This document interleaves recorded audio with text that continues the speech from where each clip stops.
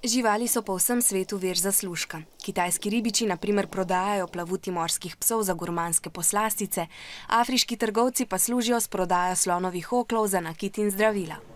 Ker želijo trgovci veliko zaslužiti, ulovijo in ubijajo veliko živali določene vrste, ta pa lahko začne izumirati. Ogrožene so tudi rastline.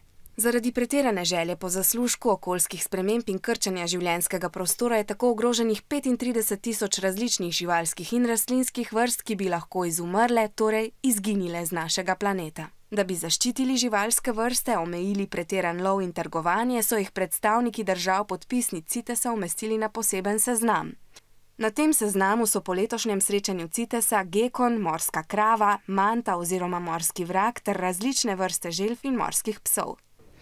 CITES na seznamu tudi navaja, katere so tiste rastlinske in živalske vrste, ki so tako zelo ogrožene, da je trgovanje z njimi zelo omejeno. Ena od njih je polarni medved. Lovci lahko ulovijo le toliko polarnih medvedov, da ne ogrožajo njihovega obstoja. Najbolj ogrožene živali pa CITES zaščiti tako, da prepove njihovo izvažanje iz države. Tako so letos sprejeli prepoved trgovanja z vrstami morskega psa s Kitajske. Strokovnjaki upajo, da se bo s tem ukrepom vrsta spet obnovila. Torej, cilj CITES-a je, da človeška trgovina z živalmi in rastlinami ne bi več ogrožala njihovega obstoja.